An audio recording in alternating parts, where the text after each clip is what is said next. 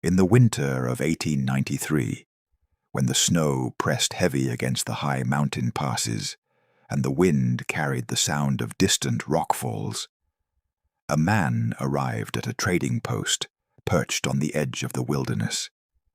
He moved with a quiet certainty, each step measured, leaving impressions in the snow that seemed too deliberate for any ordinary traveler. In his hands he carried hides, thick, dark, and folded in ways that suggested care, or perhaps memory. They were warmer than they should have been in the biting cold, and their surface caught the lantern light as though it held a faint pulse beneath.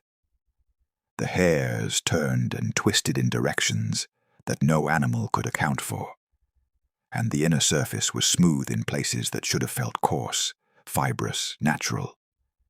Before we continue, take a moment to like this video, subscribe for more tales from Appalachia, and leave a comment telling us where you're watching from and what time it is there. We'd love to see how far these mountains reach, across the world, to wherever you are. Leather always tells a story, where it came from, what it felt, how it was lived in, how it was used. But these hides told none of those things. They spoke only of something learned, something carried, something held in silence. And the man, he waited. He did not speak until the air itself seemed to bend to his patience. When he finally said anything, his voice was calm, quiet, deliberate. "I brought hides." No one in the post asked how he had come, how he had survived the deep cold, how he had carried such burdens through the mountains. Only the hides mattered, only the shapes, the warmth, the quiet presence of what had been brought. And whatever they had once been, they had a way of lingering in the mind long after the man left the threshold, leaving questions no one dared speak aloud, and leaving the room, momentarily, entirely, unbearably still. The doors of the trading post creaked as he entered, carrying the snow of the mountains in the folds of his coat. It was heavy with frost in places, yet his body seemed untouched by the cold, untouched by the storm that whipped the valley outside. His boots left wet prints on the wooden floorboards, but there was no steam, no fog rising from them. He moved slowly, deliberately, and no one dared approach too closely at first, as if instinct warned them to measure the space between themselves and the figure in the doorway. He did not remove his coat. He did not loosen the straps, unfasten the buttons, shake the snow from the fabric. Instead, he let it hang around him like a second skin, the edges brushing against the counter as he placed the first of the hides down with care. There was no hurry in his movements, no stumble, no hesitation, only precision. The scent he carried was not of the forest, or the winter, or firewood. It was something older, a stillness in the air, the faint trace of a place, untouched by wind. When the trader spoke to him, the man paused, not in fear, not in thought, but in listening. A silence stretched between words, and in that silence, the room itself seemed to contract. Finally, he spoke, and it was as if the words had traveled a distance before arriving. "I brought hides." No other explanation came. No origin, no story of the hunt, no tale of the mountains. Only that simple declaration, spoken without urgency, yet carrying weight. And the hides themselves waited, folded in quiet alignment, their surfaces catching the flicker of lantern light, as though acknowledging the presence of the man, and no one else. He lingered only a moment longer, long enough for the trader to place a hand on the first hide, to feel the warmth that seemed impossible in the dead of winter. Then he moved toward the door, silent as snowfall, leaving behind a trace of snow, a faint scent of still air, and a sense that something had passed through that space that was not fully human, not fully known, yet entirely present. The room returned to its ordinary sounds: the crack of the fire, the shuffle of a chair, the soft murmur of other patrons. But the memory of the man, and the weight of what he had brought, remained. And in that memory, the hides seemed to whisper in the absence of words, carrying a quiet suggestion that their story had only begun to unfold. The trader leaned closer, hand hovering above the first hide, reluctant to touch, yet drawn by curiosity. His fingers brushed the surface, expecting coarseness, expecting the familiar scent of cured animal leather. But there was nothing familiar here. The hide was thick, yet not heavy, smooth where it should have been fibrous, supple where it should have resisted the touch. It held warmth, faint but undeniable, as if it remembered movement it had never shared with any living creature.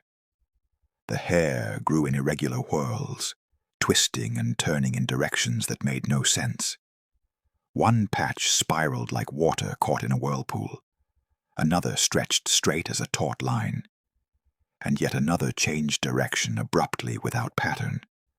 There were no scars, no insect marks, no evidence of life that had once worn it. It was untouched, unclaimed, yet it bore a presence. When the trader pressed his palm more firmly, he felt something that was not resistance. Not softness, not hardness, but a sense of being held. The pressure of invisible hands that had once wrapped and clasped, that had traveled across mountains and through darkness. There were marks in the hide, subtle impressions that were neither claw nor tooth, but the shape of something contained, something that had known the world and had learned its contours in silence. Other patrons leaned closer, their eyes tracing the folds and curves. They whispered theories: elk, bear, perhaps a rare mountain cat. But none dared voice them aloud, for the air in the room had shifted. The warmth of the hides was steady, constant, yet it carried with it a quiet insistence, a reminder that whatever had been wrapped in this leather had not entirely left it behind.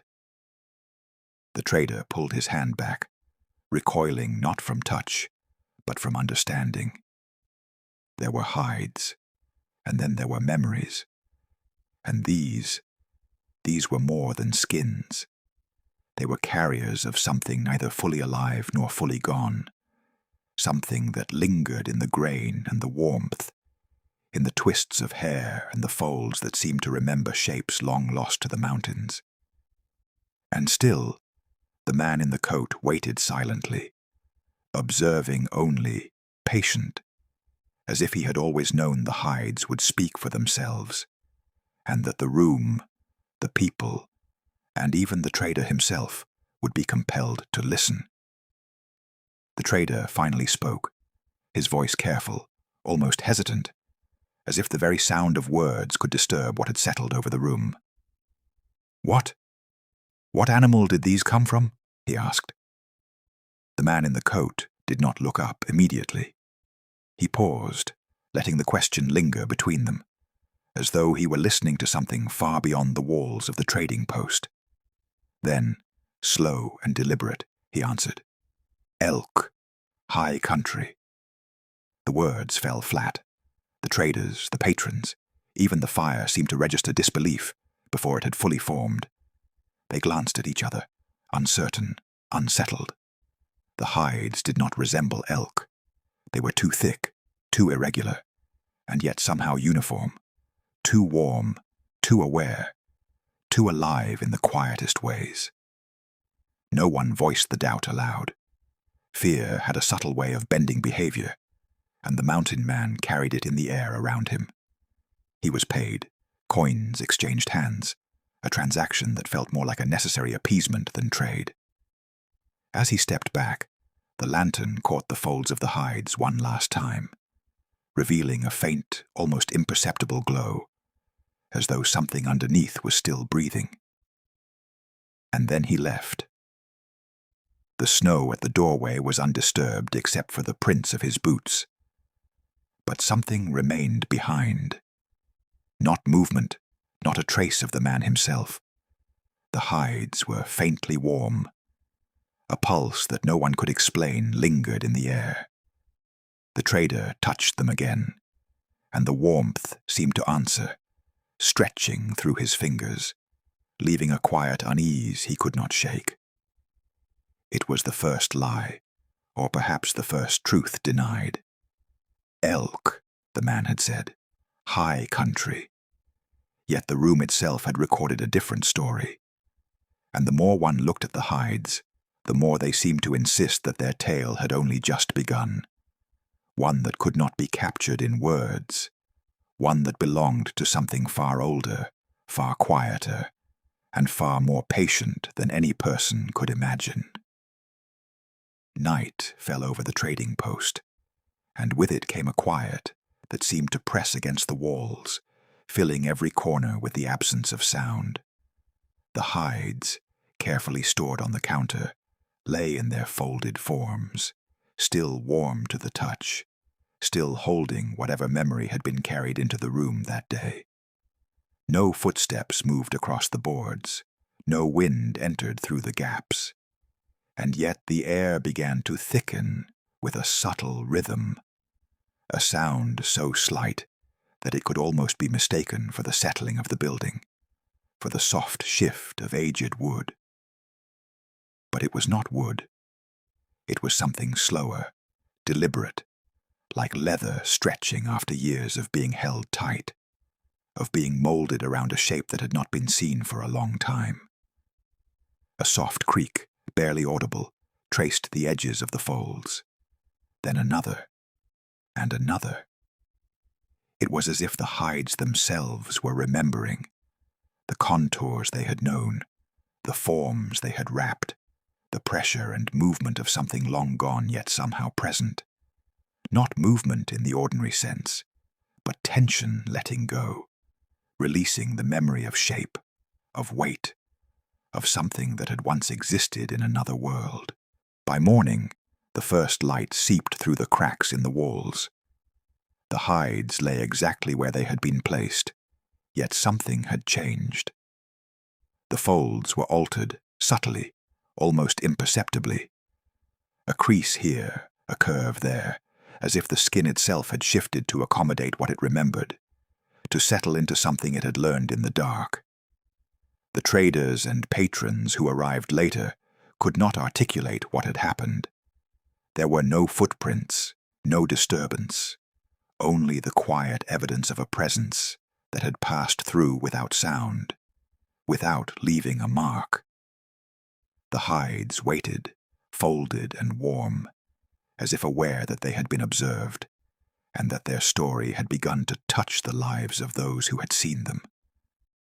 And in that quiet, the memory of the man in the coat lingered too.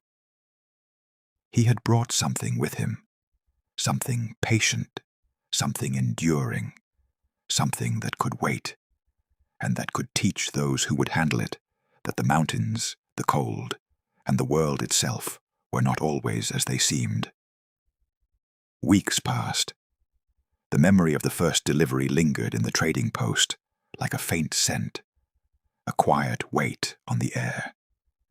And then, without warning, he returned. The man in the coat, moving through the snow as before, leaving prints that seemed measured, deliberate, as though he were counting every step against some unseen rhythm. In his hands were more hides, folded the same way, thick and dark, warm to the touch, yet lighter than expected. Each one bore the same irregular whorls of hair, the same smooth inner surfaces, the same quiet memory of shapes unseen. The folds concealed small, precise openings, so clean that no blade had touched them. And yet the hides spoke of containment, of something that had been held apart from the world. The mountain man placed them on the counter, without a word. He did not linger. He did not watch the reactions. He seemed almost indifferent. Yet there was a sense that he had expected them, that he had known what the traders would feel when they saw the hides again. The pattern was undeniable. Each delivery was not random. Each fold, each crease, each subtle imperfection had been measured, learned, repeated. It was as if the hides themselves followed a logic beyond understanding, and he was the only one who could guide them. No one dared question him further, not yet. They had learned from the first delivery that curiosity carried a weight. The air in the trading post was tense, not with fear of what he was, but with the knowledge that the hides themselves could teach lessons far beyond comprehension. And as the man in the coat departed once more, leaving only the snowed-over doorway behind him, the traders could not shake the sense that whatever lived in the mountains had not only survived, but had trained them to witness its return. The trading post had grown quiet with the passage of the second delivery. The patrons had long since left, leaving only the trader, the fire, and the folded shapes of the hides that seemed to hold the warmth and memory of distant mountains within them. He looked across the counter at the man in the coat, who stood as still as the snow outside, eyes shadowed beneath the hood, hands folded over the thick fabric of his winter garment. There was a weight to the air whenever the man spoke, but more so in the moments when he remained silent. The trader, despite himself, leaned forward, compelled by a need he could not explain, a question that had begun to form in his mind the moment the first delivery had arrived. "Where do they come from?"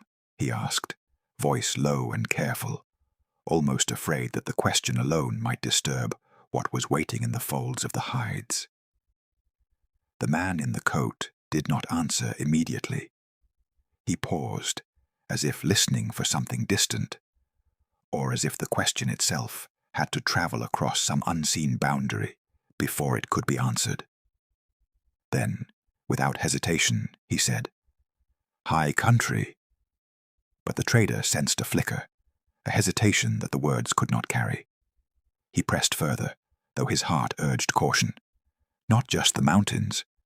Where, exactly? A stillness filled the room. The man's eyes moved slowly, tracing a line from the counter to the corner of the room, and back again. When he finally spoke, his voice was quiet, almost reflective. They weren't born to the mountains. Another pause, longer this time, like a breath drawn across a chasm too wide to cross in a single exhale. The trader waited, the fire crackling softly, shadows shifting along the walls as though stirred by an unseen hand. "But," the man continued, quieter still, "they learned them." He let the words hang, and the trader could feel their weight, subtle but insistent. There was something deliberate in the phrasing, as if he were describing not only the hides, but a process, a history, a quiet intelligence embedded in their fibers. And then, almost inaudibly, he added, his voice dropping to a near whisper, "They're better at the cold now." The words carried an implication that reached beyond the trading post, beyond the mountains, beyond the knowledge of anyone present. They suggested adaptation, endurance, something that could learn, remember, and survive where others could not. Without another word, the man in the coat turned, stepping toward the door. His movements were precise, deliberate, leaving no trace beyond the faint prints in the snow that melted immediately under the lantern's glow. He did not glance back, but the trader felt as though the man's presence lingered long after he had passed beyond the threshold, a pressure in the air that spoke of things beyond understanding, things that had patience far beyond the reckoning of men. And the hides remained, folded, warm, and silent. But now, more than ever, they seemed to carry an intent, a quiet insistence, a memory of shapes and movements learned in the far reaches of the high country. Every crease, every irregular whirl of hair, every smooth surface, was a record of what had been endured, what had been taught, and what could return. The trader touched one of the hides gently, almost reverently, and felt the faint warmth pulse beneath his hand. It was a reminder that some things, once learned, cannot be forgotten. Some presences, once experienced, linger far longer than their form. And in that quiet, in the shadowed room of the trading post, he realized that the mountain man's story, and the story of the hides he brought, had only just begun. Days passed after the second delivery, and curiosity, though tempered by caution, drew a small group of hunters into the high country. They followed the trail left by the man in the coat, through snow-laden pines, across frozen streams, and up ridges that had long been considered impassable by anyone but the most experienced mountain men. The first signs were subtle, the prints of boots, spaced and measured, as if each step had been considered, calculated, placed with intention. Then came the drags, lines in the snow, where the hides, heavy and folded, had been pulled. The hunters noticed that the drag marks did not follow the natural slope or contour of the ground. They seemed to rise and fall in patterns that suggested thought, planning, a logic not entirely human. Deeper into the mountains, the snow revealed something far stranger. Prints appeared, but they were not the prints of boots alone. Too long, too deep, too deliberate. Some overlapped animal tracks, but in a way that replaced them rather than following them, as if asserting dominance over the very paths nature had laid. The hunters exchanged uneasy glances, each step forward weighed down by a growing awareness that whatever had traveled here had done so with a certainty and knowledge beyond their understanding. At one point, the trail vanished. No drag, no print, no sign of passage forward or backward. It simply stopped, leaving the hunters in the middle of the high ridge, staring at the unbroken snow. One of them whispered, voice barely audible over the wind, "Something's walking where nothing used to." They pressed on carefully, scanning the edges of the trees, the frozen rocks, the shadows cast by their lanterns, but the snow gave no answer. Only silence. Only the faint echo of the cold wind through the pines. And though they moved forward, a sense of being observed pressed against them, not by eyes they could see, but by something that knew the paths, knew the heights, knew the weight of every step before it was taken. When they returned to the trading post, the men spoke cautiously of what they had seen. Their voices trembled, not from cold, but from the realization that the mountain man and his hides were part of something larger, something patient, something that waited in the high country, watching the world below and teaching it, imperceptibly, the rules of its own endurance.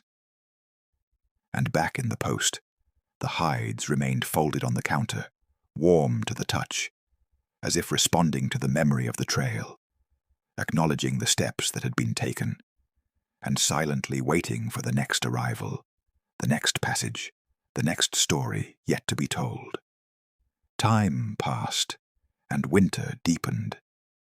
The trading post remained a quiet anchor at the edge of the high country, the fire crackling in the hearth, the snow piled high against the walls. Then one day the doors opened, and the man in the coat returned. There was no announcement, no warning, only the faint whisper of snow shifting beneath his boots. In his hands, he carried a single hide. Not thick like the others, not heavy, but lighter, almost delicate. The trader met his gaze, and for the first time, he felt that the man was watching him, as much as the hides themselves were being watched. The mountain man placed the hide on the counter with care. Its surface was soft in places it should not have been soft. Its thickness varied subtly, almost imperceptibly, stretching and narrowing as if shaped by joints that had never walked the earth in the way a normal animal's body would. He reached for it, fingers trembling slightly, and as his hands touched the hide, he felt it shift beneath his touch, responding, almost as if aware that it was being studied. There were patterns of stretch, subtle curves that suggested movement, memory of steps never seen, yet somehow known. He could not name what was wrong, only that it had never moved in the world like a creature with 4 legs should. And then the man in the coat spoke, quietly, almost gently, as though explaining something too immense to grasp. This one fought. The words hung in the room, weighty and deliberate. The trader understood, without fully understanding, that the hide he held carried not just memory, not just warmth, not just the echoes of shape. It carried struggle, resistance, the record of a life unlike any he had ever known, a presence that had endured something beyond comprehension. The mountain man lingered only for a moment, watching the trader recognize what he had been handed. Then, as quietly as he had arrived, he left. Snow whispered under his boots, a faint trace of cold and still air following in his wake. And behind him, the hide remained, carrying a history and a presence that stretched beyond the walls of the trading post, into the high country, into the forests, into the places where the world seemed vast and empty, but was, in truth, filled with memory and patience, waiting to be understood, or perhaps feared. The mountain man's visits became fewer, but the question remained in the minds of those who had witnessed him, those who had touched the hides, those who had felt their warmth and the faint, impossible pulse of something beneath their surface. One evening, a trader finally dared to ask, voice low and careful, aware that the question itself carried weight. Why do you keep coming back? Why do you not stay in the mountains or leave them altogether? The man in the coat paused, his eyes tracing the firelight, the folds of the hides, the corners of the room, as though measuring not the distance to the questioner, but to some far horizon unseen. Then he spoke, calm, deliberate, each word carrying the weight of experience beyond what anyone could imagine. They know where I sleep. A long pause followed. The snow outside pressed against the walls. The wind shifted in the trees, but the room held still. And then, quietly, almost as if confessing a truth that had been carried for years, and they know I'll come back. The words were simple, but their meaning resonated with something deeper. The mountain man did not speak of fear, nor did he speak of power. He spoke of knowledge, of understanding, of a patience and awareness that stretched beyond men, beyond animals, beyond the bounds of the ordinary world. The hides were not merely objects to be delivered. They were emissaries, records, lessons in endurance, memory, and presence. The trader felt a shiver, not of cold, though the snow piled outside, but of comprehension. The mountain man and the hides were bound to something vast, something that waited quietly in the high country, watching, remembering, and shaping what came into its path. And the man in the coat would always return, because the world outside could not contain the logic of that presence, could not answer the lessons carried in the folds and whirls of what he brought.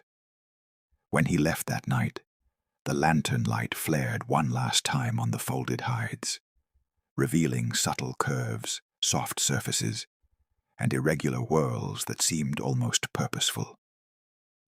It was a reminder that the mountains, the cold, and the hidden paths were not merely landscapes, but classrooms, and that the mountain man had been sent not to teach men, but to learn and to carry and to bring back what could not otherwise be found. By the winter of 1894, the high pass where the mountain man had worked was marked on local maps as impassable, not because of snow, nor because of rockfalls or avalanche, but because no one who had followed the trail left behind by the man, or the hides he delivered, ever returned. Hunters, traders, and the curious alike ventured into the high country, and one by one they vanished, leaving only the quiet mountains and the untouched snow as witnesses. The trading post stood empty more often than not. The fire burned longer than necessary. The walls carried the echoes of footsteps that would never return, and the folded hides waited patiently, still warm, still holding the memory of shapes and lives that no one could name. The air itself seemed heavier there, as if it had absorbed something, a presence that neither moved nor slept, but existed with a patience measured in years, seasons, and winters. Travelers spoke of the pass in hushed tones, recounting stories of a man in a coat, of skins that remembered more than could be imagined, of drags and footprints that did not belong to any animal known to man. Some said that the mountain man had disappeared entirely, as though swallowed by the mountains themselves. Others whispered that he had become part of them, a quiet warden carrying lessons, memory, and warning in every fold of the hides he left behind. And so the pass remained closed, not by snow, not by rock, not by the ordinary dangers of the mountains, but by the knowledge that some things do not hunt you. They wait, they observe, and they teach you how to bring them what they want, until the world is quietly measured against a logic you can neither comprehend nor resist. In the mountains, the snow drifts in silence, the wind traces the ridges, and the high country watches. And somewhere, the hides remain, folded and warm, carrying the memory of a mountain man who walked paths that no one else could follow, and who delivered skins that were never meant to be understood, only remembered. What do you think became of the mountain man? And those hides, do they still wait in the high country, quietly remembering every shape, every step, every life that passed by? If this story unsettled you, leave a comment with your theory, share it with someone brave enough to follow the trail, and subscribe for more stories that explore the edges of the unknown. Some things don't just vanish, they wait, and they are always watching.